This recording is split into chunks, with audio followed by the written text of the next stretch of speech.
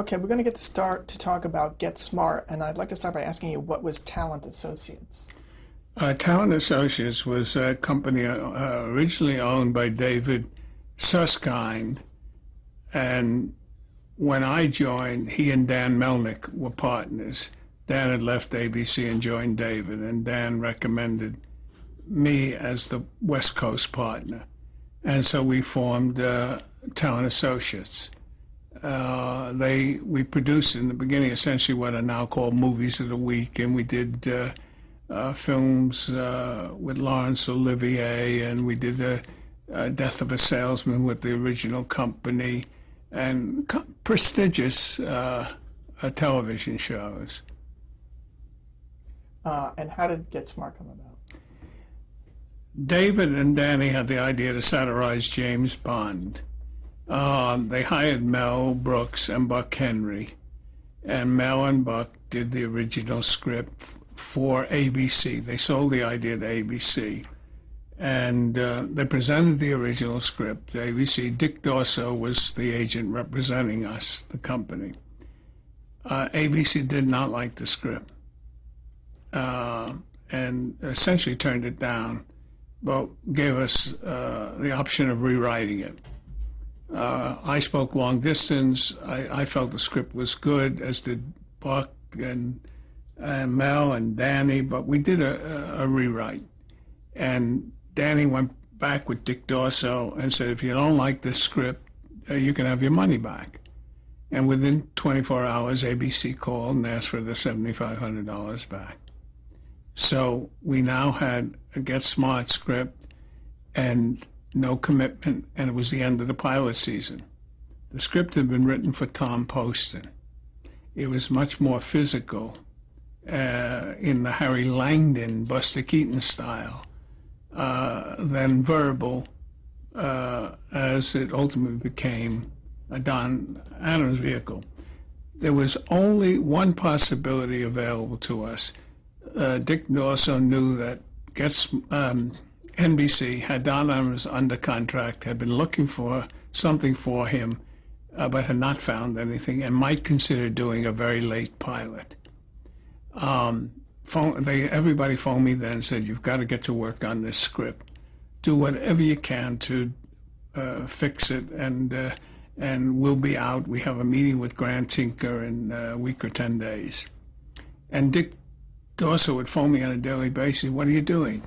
And I said, it's an awfully good script. You just got to change it. I said, well, I put in an opening. I had put in the doors.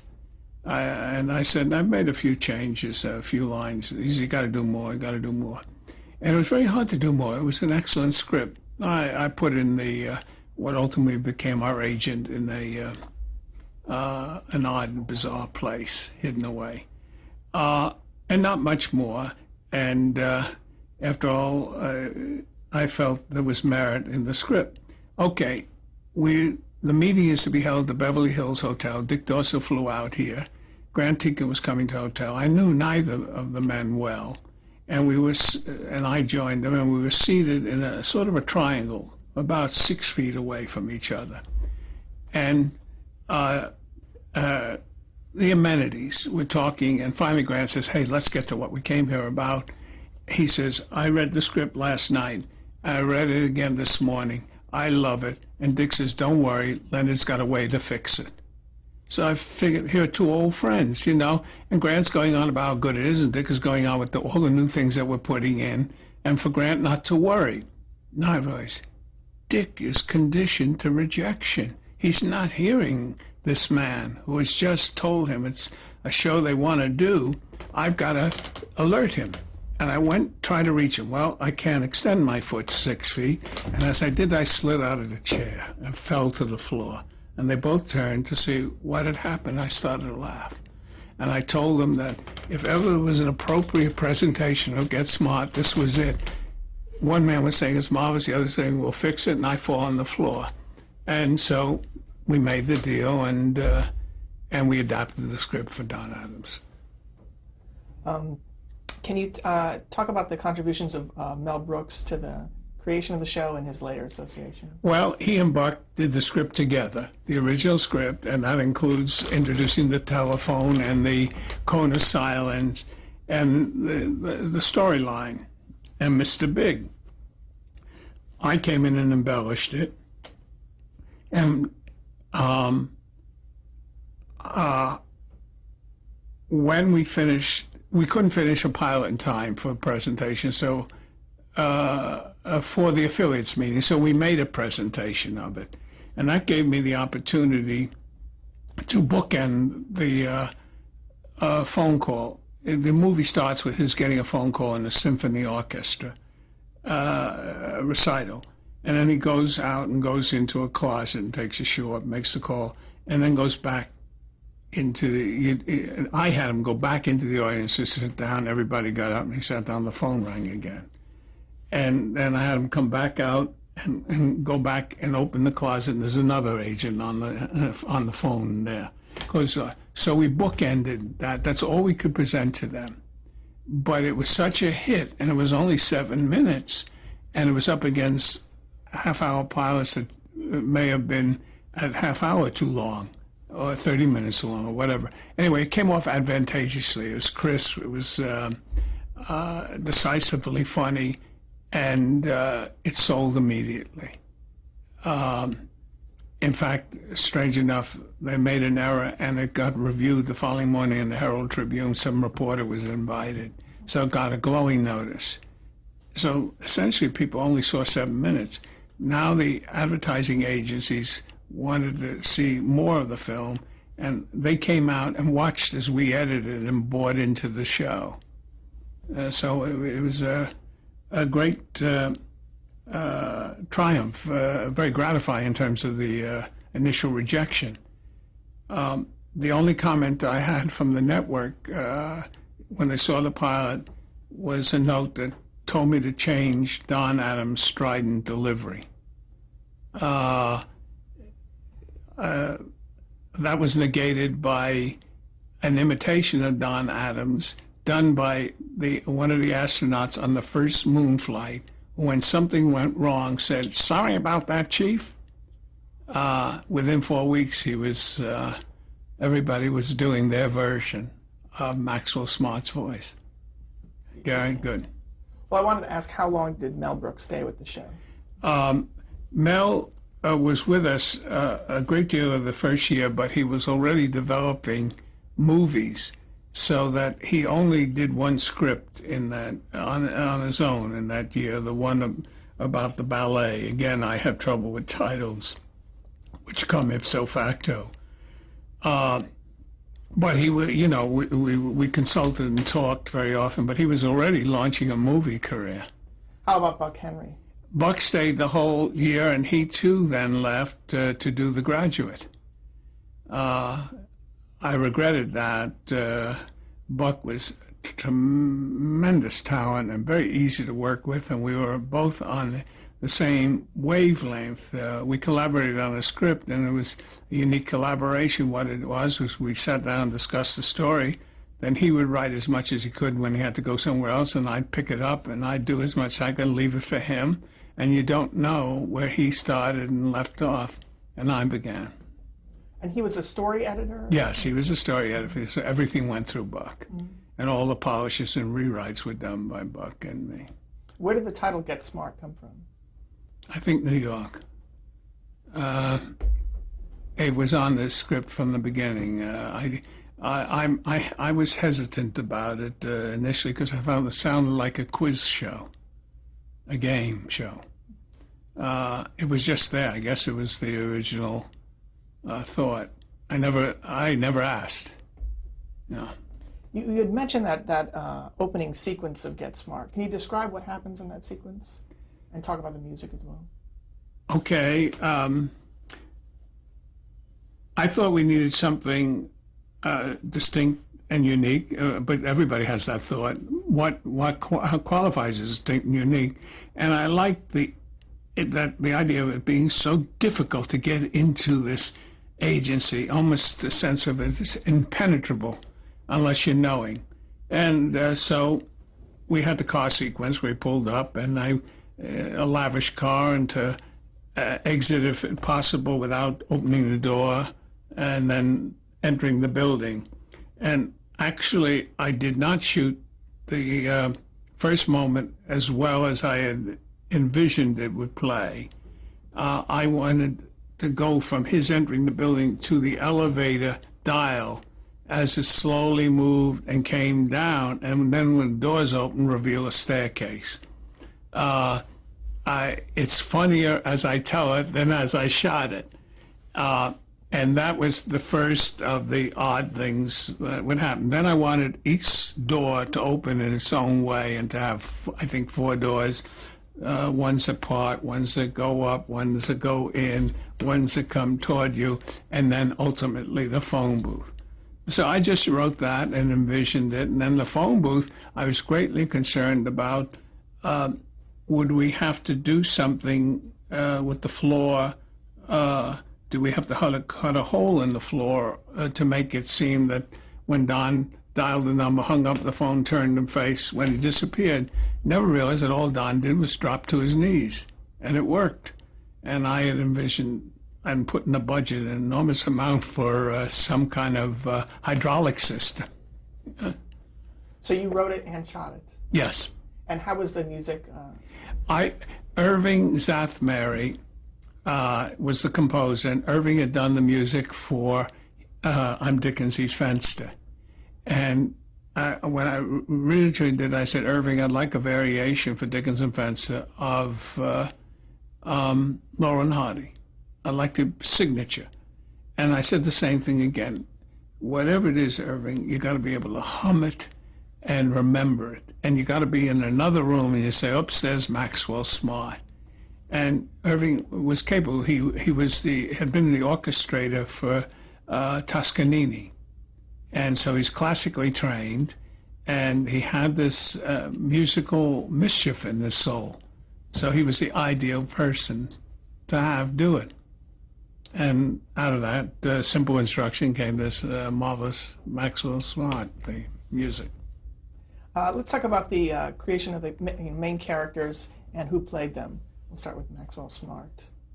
Well, there was, as I said, a change in Max because Don was essentially a verbal comic, and he had surprising physical prowess, but I didn't know that at that time. So again, Don had made several appearances on the Steve Allen Show, and he did a character called Inspector Glick. And then he had done the Bill Dana Show, where he had developed Glick. And Glick had the same nasal quality of Maxwell Smart.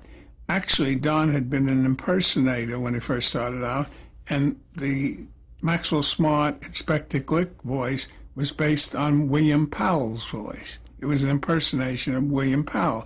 And if you see a William Powell movie now and give it a little more nasal quality, you hear Maxwell Smart or Glick. So he had the ideal voice, and with that voice comes demand cadence. You have to write to its peculiar rhythmic. You can't have an extra vowel, or it loses its diminishes the punchline. So it was, but it was distinctive enough to be able to write. Also, Don was able to write his own character well. Bill Dana had worked with Don on developing that character. So I had access to the originator and the creator, there being two different, Don and Bill, who were both, Bill was a friend. So it wasn't difficult to make it the verbal transition. And of course, Buck had the same, has a fantastic year, and any changes we made in the initial script were made, we made when Buck came out here. Oh, Buck and Mel came out for the pilot and adapted the script to Don's rhythms. What were some of those catchphrases that became so familiar? Do you know the origin of some of them? Yes, sorry about that, Chief, was an accident. It just worked. and became a character, hadn't intended it. Would You Believe was out of Don's routines. Missed It by That Much, we all sweated looking for, and it wasn't as effective as others, but that was a collaborative creation. We were, I think those are the three major ones. Would You Believe, Sorry About That, Chief, and Missed It by That Much. Do you remember any other? Same with the trick, the old something and the something trick. Oh, pardon me. I put that in the pilot. I forgot. Didn't expect that to be. That was the old banana and the gun and the banana trick. Then we started to do variations and on that particular theme. Right. I forgot that. That's something you added to the original. Yeah. Mm-hmm. Didn't think of it as a funny line. It's just a throwaway. And suddenly there was enough response, so it got more and more complex what was in what as we went along. Do you know why he was called 86? I only can hazard a guess. It's interesting that I never asked Mel or Buck, but I imagine 86 in the restaurant business meant we're out of it. So and that was a pretty good description of Max. How about Agent 99? How about her? How to talk about working with Barbara Feldon and Okay. that character. Well, the character existed on paper and wasn't developed for Barbara, but when we saw, first Danny and David saw her in a commercial for I think it's Revlon or shampoo, and she was mimicking a tiger, and she was a tigress, and very sensual, and yet mischievous and totally acceptable. They asked me to look at the commercial, they sent it to me, and they all felt she'd be perfect for 99, and she was ideal. We belatedly, after we signed her, stopped to think how tall she was, and she would diminish Don. But we figured, well, we'll put her in a couple of our shows that were going on in the East before we introduce them, and they'll see what a wonderful personality she is and thoroughly capable actress. And we put her in Mr. Broadway with Craig Stevens, and she did a very good job in that. We had the Tiger commercial, so then I said, I want to show you who your leading lady is going to be. And he loved her in the Tiger commercial and thought she was perfect. And then she walked into a scene with Craig Stevens. He says, my God, she's taller than Craig Stevens. And we said, well, she has heels, she's wearing heels. But he's so respectful of her talent that it never became an issue. And Barbara would work not to appear taller than Don. How about working with Ed Platt? A blessing. I have nothing but fond memories. I think I had seen him with Rebel Without a Cause, and he was indelibly etched in my mind. And when it came to the Chief, I remembered that sonorous tones, this stereophonic voice. And I said, I wonder if he'll be good in this role. But my instinct tell me he will be. And I wonder if he has any background in comedy. Not that the part had to be comical. That's the last thing we'd want. But we wanted somebody at home with that timing. And he said, when I asked him that question, I said, my only concern is the part is yours. Are you comfortable in a comedy? He said, well, I've not done much comedy, but I was a vocalist with Paul Whiteman Band. And he broke into Old Man River. And he sang the whole Old Man River in a beautiful bass voice. I think anybody's got the courage to do that, in somebody's office. And people were coming in my office because it resounded through the rooms and the corridors. And he was the ideal choice and irreplaceable because, we did a couple of movies without him. And the loss is tremendous.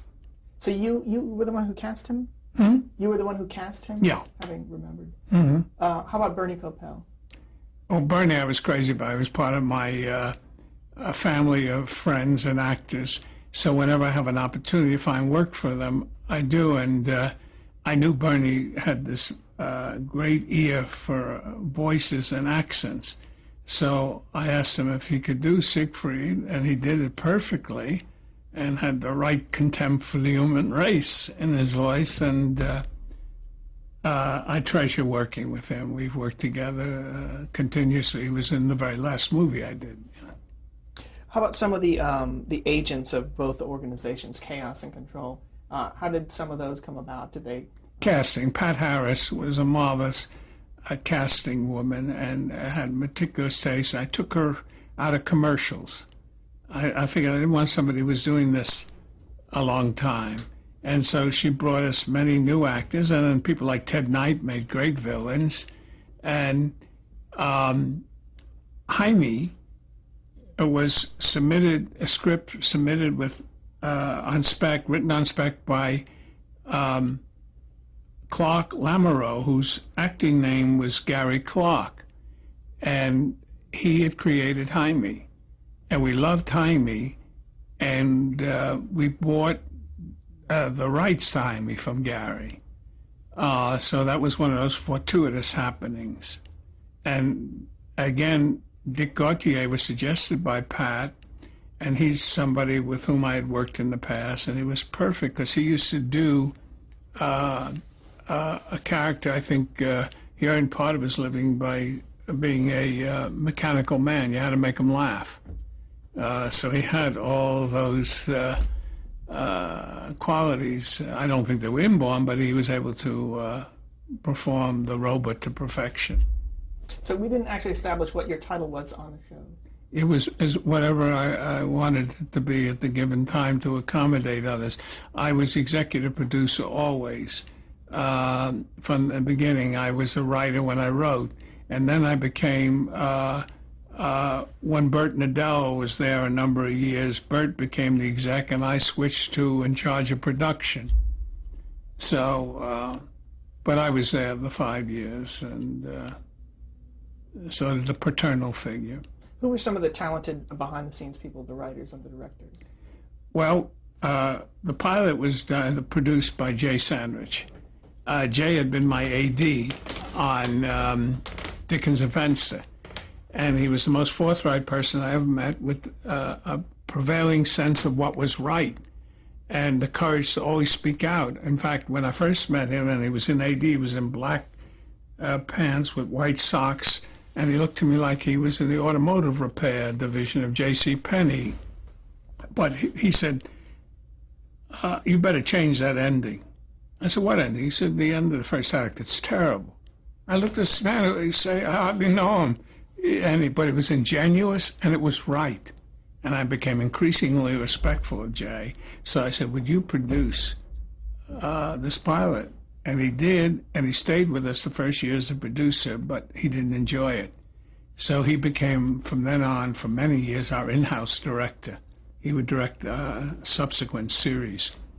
So he was invaluable. Buck, as I tell you, was a treasure, still is. We were very fortunate to have on the writing staff Stan Burns, who are now partnered with Mike Marmer. So they brought us a madness unrealized on the screen until now. And then Jerry Gardner and Dee Caruso came out from New York. Buck had worked with them. So they were our initial group. And Arnie Rosen is somebody I had respected and go back to the Gleason days.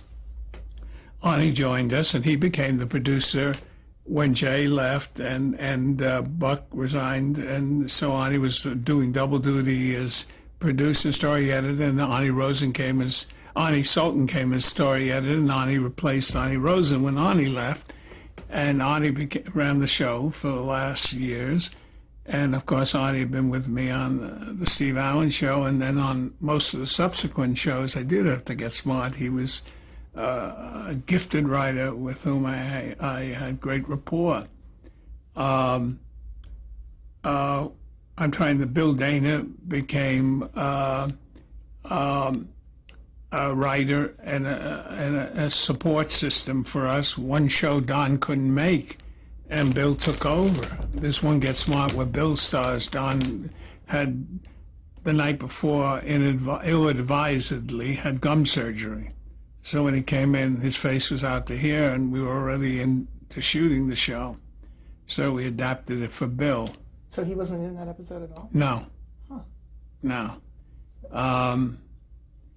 And I hope I'm not leaving anyone out. Chris Hayward joined Arnie in the last years. And I think in the last year, Arnie, Chris, and I wrote all the scripts, or most of them. What was a typical work week like on Get Smart? Well, for me, we had a number of shows going simultaneously, so I was always in the office by 9:30 and seldom left before 7 or 8.